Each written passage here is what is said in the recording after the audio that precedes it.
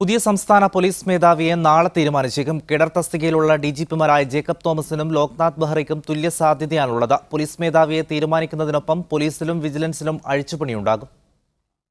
TP. Senkumar ഈ മാസം 30-ന് വിരമിക്കുന്ന ഒഴിവിലേക്ക് പുതിയ ആളെ കണ്ടെത്താനുള്ള സർക്കാർ നീക്കം സജീവമാണ്. Vigilance director Loknath Behera, IMG director Jacob Thomas എന്നിവരിലൊരാൾ സംസ്ഥാന പോലീസ് മേധാവിയാകാനാണ് സാധ്യത.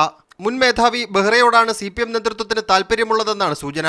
എന്നാൽ UAPL തുടങ്ങി പെയിന്റടി വരെ വന്നു നിൽക്കുന്ന വിവാദങ്ങൾ ബെഹ്റയുടെ സാധ്യതകളെ മങ്ങലേൽപ്പിക്കുന്നുണ്ട്.